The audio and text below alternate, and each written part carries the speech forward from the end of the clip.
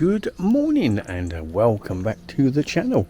Today you'll find me in a place called Egerton, which is not too far from actually where I live. It's well, it's near Pluckley, Charing, so it's all in the same kind of area between Maidstone and Ashford.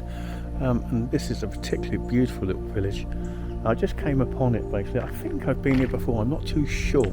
It looks vaguely familiar, but it's a delightful little village. Lots of little cottages. We'll just have a little walk up just to get a feel for the place.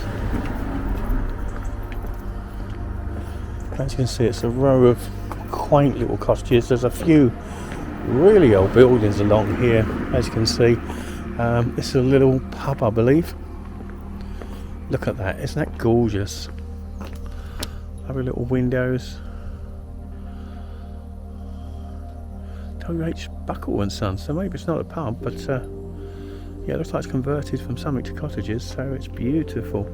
Again, a lovely little walkway down there and some beautiful little old cottages.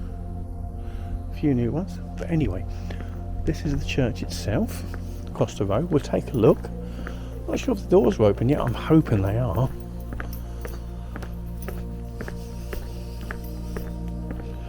These lovely gates. They're delightful, aren't they? I'm sure Nicola will like those. Right, let's see if we can get in here firstly. There we go. Yeah, what a delightful walkway. So yeah, there we are. We're in St James's Church in Egerton. And you've noticed off to the right there, beautiful pathway leading down to graves and a graveyard, which we will have a look round. I've noticed the doors are open on the church, so I'm hoping, as I say, it's open and there's no one in there. We can take a good look around. Beautiful graveyard. So again, as the Charing one did the other day, it's just showing a picture of all the churches in the local area. As I said, I will try and get around them all over the course of a week or two, just so I can get them all in a group, if you like. So yeah, it'd be interesting to see them all. It's such a beautiful location. Look at that. Some of these old graves, I mean, they obviously go back centuries. Lovely tree-lined walkway here into the church itself. So a delightful porchway, very large though. It is quite a large church again for the size of the parish. It always surprises me how big these places are. Right, I'm just going to be quiet for a minute as I go in, but oh, I'll show you the porchway. Actually, it's going lovely old wood doors, look, quite beautiful. A very, very large hallway here. Just pan up quickly. Lovely English oak ceiling, but it's a very vast porch. Not sure it had to be so big, but hey, let's take a walk.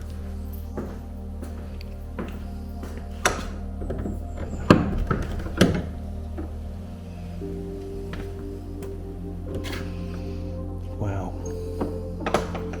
Now this is amazing. Look at the size of that door. It's huge. Wow. And this does smell like an old church. That is beautiful. Right, let's take a look at the rear first. Just taking note of the size of this spire, steeple or bell tower. It's absolutely huge. It's actually bigger than the one in Charing that I was at the other day. It's just so vast. Not sure why it had to be that way. It's a very plain window at the back end of it, but as I say, very well designed and put together. Beautiful. And the font again is really big in size. Some beautiful old carvings around it. And I say, you've got steps up to this one, so you can see how big it is. Everything seems to be kind of in larger proportions in this church for some reason. But that is such a delightful font. I'm going to walk up the steps to it. As you can see, it's lead lined, which isn't a too good idea, is it? But That's how it was in the day.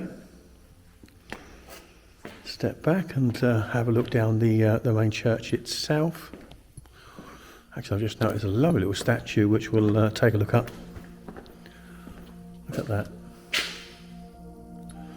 Isn't that beautiful?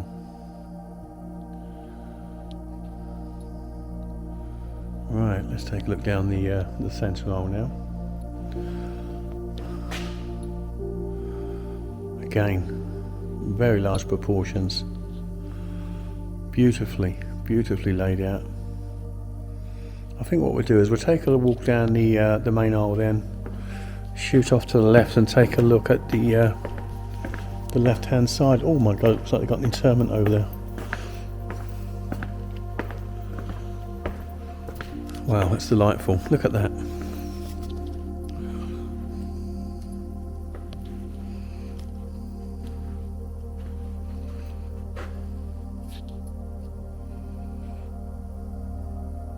Just pan down to take a look. There was a bit of colour actually in this at one point in time. It's obviously faded.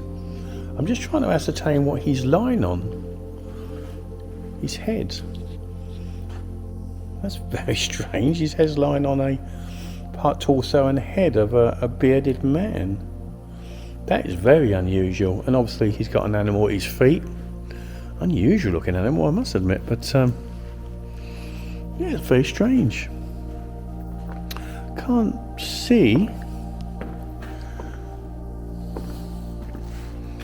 who is interred here. Oh, look at that, the bottom feet as well. There's a little monk just hidden away there. What a very strange sarcophagus.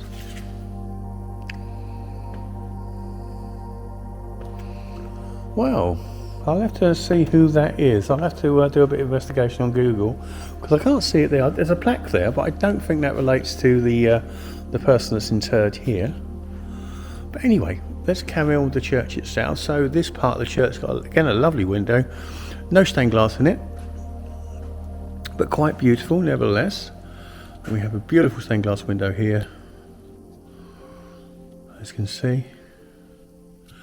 Really lovely. And if we take a look on the wall up here, various mounted items. Very unusual again. Don't we see this? A lot of work and detail gone into the church over the centuries. And again, they've got a beautiful window sitting there, as you can see. Lovely coloration, especially the top panel there. I don't even make that out actually, but it's an angel with red and crimson and yellow wings. It's divine. It really is beautiful. And we'll take a look actually while I'm here, just up to the ceiling, or at least this side of the church. It's quite plain, and it's a kind of domed feel to it. Not as elaborate as some of them, but yeah, certainly well presented, no doubt about that. Pews are fairly plain. Not sure if they're original to the church or not, although they do have a nice bit of engraving there on the side panels. So in fact they may actually be original to the church. Again, we have a picture on the wall over here, which wow, these pews are long. Obviously large congregations. But again, I always find unusual when you get pictures within a church. I'm not sure who that's supposed to interpret, whether it's Jesus. It may well be actually Jesus coming off the cross. Not too sure. Can't see the cross, but it's possibly is that. But yeah, it's beautiful. So as we lead around here, we've got a rood screen of some description, and obviously some form of storage behind that. I won't peer behind it. There's no reason to. But there is an altar here, as you can see. So this is probably a ladies' chapel, one would assume. And the oh my god, look at the pulpit. Again, it's very elaborate and very tall. Look, I mean, that stands probably about 4 to 5 feet in the air. Well, the preacher and the minister would give his sermon, so to speak. So he's quite high up above the congregation. There's some very elaborate steps coming down here, all engraved woodwork and some wrought iron. But that is absolutely beautiful. Never seen one in a church like that before. Just leads up around and into it itself. That's gorgeous. Anyway, this is the altar. As I said, probably for the Ladies' Chapel. Again, beautiful, beautiful, beautiful. And a lovely candle holder. Just to pay respects to the departed. So let's lead round now to the main aisle. And again, I'm going to pay attention to these two windows here. They are beautiful. Really, really beautiful. So detailed, not too big. You've got the small one up there with a little arch. Not quite sure. It's a gentleman with a bow and arrow, I think it is. And yeah, it's stunning. The colours, beautiful, beautiful. And the one below, we'll go over and have a quick look closer to that one. But that's a knight. Maybe a king or something. But look at the colours. I wish you could actually see the colours of this one, but that is really beautiful. And you can see it's old and original because there are actually pieces within leadwork, and it's bowing slightly, so they are extremely old. But stunning, absolutely stunning. Right, let's pull back. Oh, that's pretty. One for Nicola, she'll like that. Got a little vase on the wall, a few flowers. Right. Let's pull back slightly. We've got a lovely little chair there.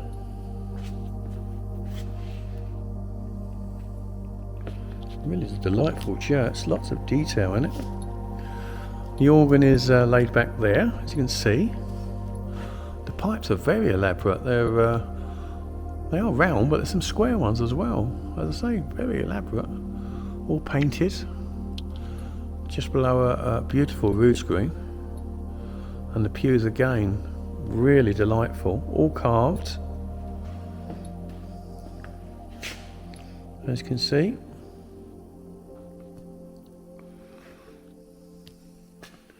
Both sides.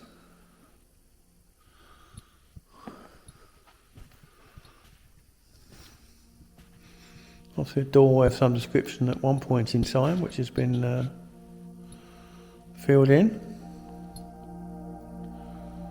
But leading round to this beautiful altar. Very large again, the altar stone itself. Very large area. Got some lovely fresh flowers here. Lovely inlay tiles. Just lead up a bit. I won't go into the front. It doesn't seem to want to allow you to, but yeah, and there's lovely recessed seating areas here as well. Windows are delightful. Just a little inlay lead work there halfway out the window. It's beautiful. And the main window itself again is beautiful, and you won't see the colorations in this, but yeah, it's really lovely. It's Jesus on a cross, and two saints either side. It's beautiful. It's always a delight coming to these churches to see these main windows. They're so well done, they really are. But yeah, generally a lovely feeling to this church other than what I've just seen, but which I'll show you right now. I'm not quite sure what that is. Not too pretty, but interesting. As I say, I won't go around the back there. It looks like it's a bit of a storage area, etc. But yeah, that's the church itself, and I'm so pleased. I think I did come here some time ago, started making a video, and I couldn't get into the church itself, and it was closed. So it's so lovely to get here. I didn't show you the ceiling, did I? Now the altar ends. I've seen this in church before, but as you can see, it's kind of blue lined. It's painted blue, and it has stars all over, gold stars all over the ceiling, and it's got inlay into the the woodwork, the crossbeam there, as you can see, and all around the edge. It's very ornate and very well done, and it brings down this beautiful chandelier supported in the ceiling, comes down. It's absolutely huge. I might come out and have a quick look at it while I'm here, but as you can see, it's I don't even get an idea of the size of it, the sheer size, but it's massive. And again, this would have been and I think still is candle, but look at it, it's quite overworked. Beautiful, beautiful. Right, leading back round, a little walk down the aisle, and I want to walk around the graveyard because it looks absolutely stunning, but that's the church itself. And I hope you enjoyed St James's Church, I say, in Egerton, but I hope you enjoyed the little look around that one. Whatever, let's say, we'll have a look around the graveyard now. Ooh, such a large door. Again, let's bring Nicola here, I think, to have a look at this one. She will enjoy the doors and the gates and just the niceties of this church. So, if we have a look around the graveyard, I want to come around this side actually and walk this little pathway that I saw. It's beautiful.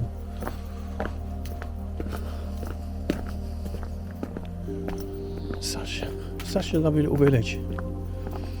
That's one thing I found about living around these kind of area, or this area. The villages are gorgeous, they really are. Right, let's lead down here, round to the back end of the church. There we go, church bells are going to ring to 10. Nice little effect while we're looking around the church, isn't it? Let's say we're working our way, winding our way around to the back of the church. Let's say the graveyard's graveyard, I should say, is exquisite. It's not too compressed. They're all kind of laid out really nicely, leading down to the bottom of the graveyard. You can see here's a few stones just on the periphery. There's some tucked away there. Wow, look at the size of that tree. I don't know why the name eludes me now, but John, if you're watching, mate, I'm sorry, I forgot the name of the bloody tree again. Must be old age, but that's one of the biggest I've ever seen. It's supposed to keep spirits away, but I don't know if you're going to get an impression just the size of this thing, but huge. And there's gravestones all around the periphery, and it's a little bit overgrown, a little bit hickledy-pickledy, but beautiful. Look at these. Right, there's a perimeter of the church itself, a little stone wall. As you can see there, graves are strewn all over this area, which is a little bit overgrown, but beautiful. And that's obviously another entrance to the church itself. Suggest not used too much nowadays. But as we leave around here, because it does give you the opportunity to walk, there's a pathway.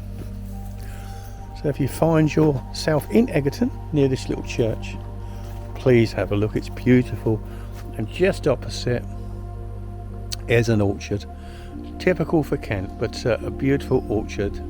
Apples look absolutely gorgeous. So again, a few more weeks or so they'll be picked, whether they'll be used for cider. I assume they probably would be, something like that. Again, another old tree up there. That's stunning. Just get a view of the back of the church itself, and in the distance another entrance straight exit to the church. It's still a beautiful day. A few clouds just come over, but gorgeous day nevertheless. Oh wow, there's a gate. Looks like you can take a walk through the orchard itself. Lovely. But we'll take a little walk up around the other end of the church.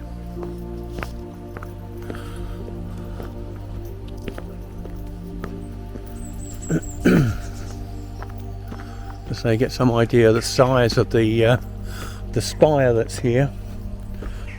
Little squirrel running across the gravestones, jumping across the tops. But anyway, that's the size of the spire. Huge, absolutely huge. I don't know if you can really make it out, but believe me, it's large. Right.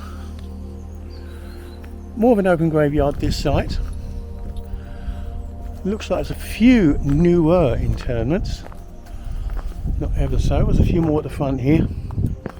2023. So yeah, they're still interring people here. Lovely tree again. We've meandered around the back. Graveyard extends a bit of a way, so it's certainly bigger than I first thought. A few houses around the periphery. The back end of the church. Right.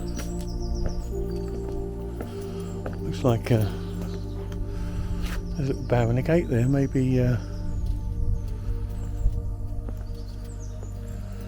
the vicar lives there. Don't know. Anyway, we're coming around the side elevation now. Just have a little view. That's where we came in. Yeah, so that's that. We've been right round the church. And a good look inside, and I say the village itself is really quaint, really beautiful. And if you've got a spare hour, why not? It's as I say, look round the town and look round the church. It's really worth it. And yeah, St James's Church, it's a beautiful place. But as I say, if you can get around the area and you can get to Charing and you can get to Pluckley and the churches around, it makes for a beautiful day. But I hope this video may have inspired you to come along and look at the churches. I mean, that's the whole point of this, is to give you an idea of how beautiful they are and maybe encourage you to come along. But again, I want to thank you for coming along on this little journey today. Enjoyed it immensely, and I hope and look forward to seeing you on the next one. So all I can do for now is wish you a good day. Goodbye.